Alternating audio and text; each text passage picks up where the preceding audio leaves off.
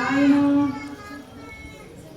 लवनादी सकळ समुद्र सांडली क्षदीप सुंदर ओलांडोनी श्री सागर पर्वत वेंद्यानाला राजा रामचंद्र भगवान की जय असं म्हणायच्या ठिकाणी कुशलमध्ये असणारे हनुमंताला म्हणतात बाबा लवणारी जे काही 7 समुद्र आहे त्याचे पलीका आणि सर्व काही असणारे महाराज असं ओलांडून घेऊन जे असणारी जी संजीवन आहे ते तुम्ही घेऊन या अशा प्रकारचं बोलू लागले.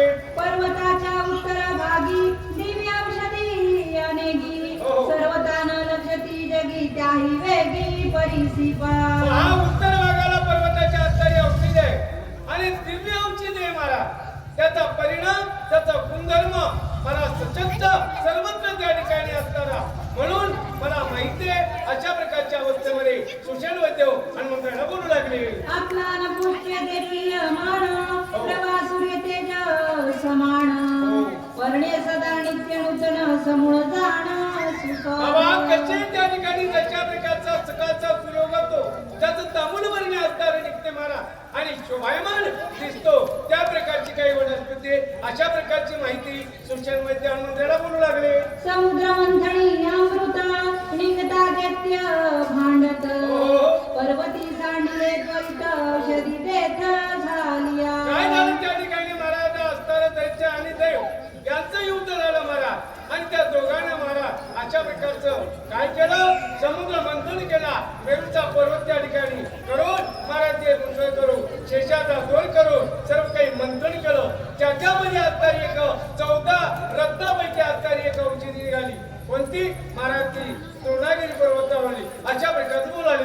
तेथे गंधर्व राज करीती निंदरताची स्थिती औषधी अति अग्नी राखीती अहोरात्री सावध सावध माणसाला कोणत्याही प्रकारचं सावधान महाराज कार्य केलं तर हे फलदायक होतं बरं. म्हणून त्या ठिकाणी तुम्ही जरी गेल्या तर सावधान रीतीने जायचं आणि कशा प्रकारच्या औषधे काही नाही अशा त्या ठिकाणी महाराज कशा पद्धतीतून घ्यायचं हे जा अशा प्रकारचं लक्षण बोलू लागले. तुझा अनिता औषधीसी ज्याला त्याला फळावरच आहे त्या सर्व भाविकांनी हनुमान मंदिराकडे फळासाठी जाणे फळाची सोय तिकडे आहे. आणि तुला ज्या ठिकाणी असणारी महाराज औषधाची माहिती परिपूर्ण मी सांगितल्यानंतर त्या प्रकारचे घेऊया असे सुषेण वैद्य बोलू लागले. राक्षस रस्त माया व्यती कपटे छळली महालागरी मार्गी घालती महागोवी ते जुवावी आधी मायावी राक्षस आहे 14 राक्षस आहेत महाराज आणि ते मायावी कपट मला त्यांच्या अंगामध्ये आचार विधी नाही सर्व काही विचार नाही आणि उच्चार बी नाही महाराज अशा वाईट बुद्धीचे असे बनकर आहेत आणि ते रक्षणार्थ बसले अवरात्र म्हणजे रात्र दिवस त्यांचं त्या ठिकाणी रक्षण असते म्हणून सावधान असणारे कार्य करा. सुषेण वैद्य बोलू लागले मला. नाना परिचय छळनोकी राक्षस छळती आधारी उक्ती ते सांडुणी मारुती शीघ्र गती परतावे.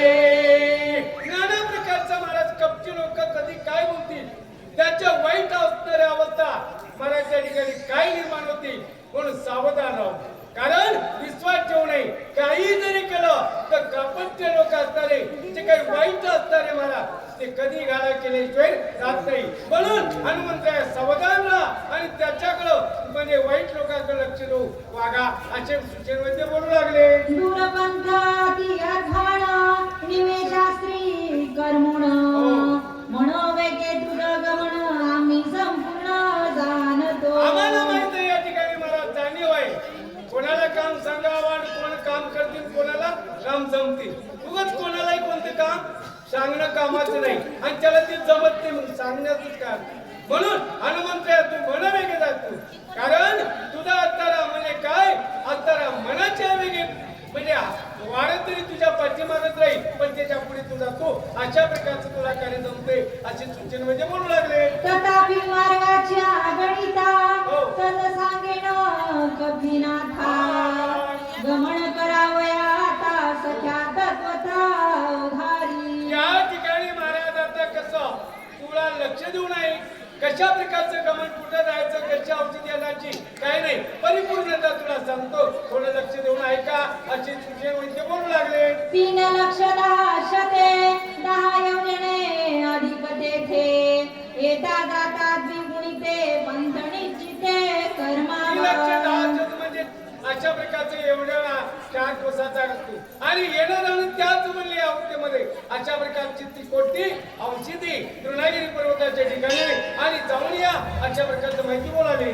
जवरात आहे मध्यान सूर्योदय होता दान औषधी घेऊन संपूर्ण शीघ्र आगमन करावे. जोपर्यंत रात्रीच्या समयाला जायचं, सूर्योदय होण्याच्या पूर्वी औषधी आली पाहिजे, तर ती उपयोगात फलदायक होईल. नाही तर सूर्योदय झाला महाराज त्या ठिकाणी ती वस्तू, ती वनस्पती कामाला येत नाही. अशा प्रकारचे सूचनेमध्ये आमच्या हनुमंताला बोलू लागले. रात्री अवघी अति कविता सूर्य उद्यान न पावता औषधी येती हाता कपिनाथा उधारी. कोणी हनुमंताला कोण सूचनेमध्ये म्हणतात? रात्रीच्या रात्री महाराज 12 तासाच्या मध्येच सूर्योदय होण्याच्या पूर्वी जर औषधी आणली तर ती उपयोगा लक्ष्मणाला त्या ठिकाणी जिथे शक्ती लागली ती उपयोगात येईल. आणि त्याच्यापेक्षा जर ऋषी झाला महाराज ती कामाला काही नाही. असे कोण सूचन वैद्य हनुमंताला बोलू लागले. उद्या एका दिवाकर औषधी मंत तेजा समग्र होता 3 लागता क्षण मात्र न होती गोचर सर्वांगी. गोचर होत नाही बरं, अगोचर औषधे. म्हणून ज्या ठिकाणी सूर्योदय होईल त्यापर्यंत त्याच्या अगोदर औषधी आणली तर त्याद्वारे महाराज आपल्याला उपयोगात वनस्पती नाही तर कामाचे नाही. अशा प्रकारचा मंत्राला सूचन वैद्य बोलू लागले. आणि कवी लेख कपिनाथा तुझं मी सांगेन तत्वता दिवाकर उद्या येता कार्य सर्वथा नाचे. आणि हनुमंत एक महत्वाची गोष्ट आहे. कार्य करीत असताना शुद्ध लक्षणी दाता मागे पाहू नये. मोठा लाभ आहे मोक्ष पदाचा. या जीवाला जर मोक्ष मिळायचं, जीवनामध्ये जर मालकाचं काम करायचं, शरीर सांगितले करावे का, तर कसं जीवाभावानं. आणि महाराज लक्षात ठेवा, रात्रीच्या 12 तासामध्ये सूर्योदय होण्यापूर्वी जर आला तर त्या औषधी उपयोगात येईल. एवढे लक्षात ठेवा. अशी सूचनेमध्ये हनुमंताला बोलू लागले. ब्रह्मशक्तीशी वरद पूर्ण उद्या येता सहस्र किरण ज्यावरी झाली जे आपण त्याच प्राण वाचेना. ब्रह्मदेवाचं वरदान आहे त्या शक्तीला महाराज. ब्रह्मदेवाची अंतरी शक्ती रावणाला आनंद दिली महाराज. अशा प्रकारची जी शक्ती या ठिकाणी म्हणजे लक्ष्मणाला वधा झाला. शक्ती त्या ठिकाणी म्हणजे काय, त्या ठिकाणी आता अवतरण लक्ष्मणाला या ठिकाणी भेटली. काय करायचं? सूर्योदयाच्या प्रिय औषधी द्यावं अशा प्रकारचं बोलू लागले. या लागी कपिनाथा सवेग गमन करी आता सुमित्रा वाचुनी सर्वथा श्री रघुनाथा सुखदे.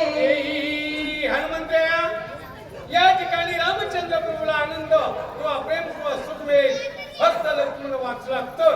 आणि लक्ष्मण नाही वाचला तर रामचंद्र प्रभूला महाराज अनंत प्रकारचा डोंगर कोसळला सुख मिळणार नाही. अशी सूचनेमध्ये हनुमंताला बोलू लागले. हरे विठ्ठल ज्ञानदेव तुकाराम भगवान की पवनसुत हनुमान की जय. वाचकाची सेवा अश्विनीताई जाधव, सूचक हरिभक्त पारायण संभाजी महाराज जाधव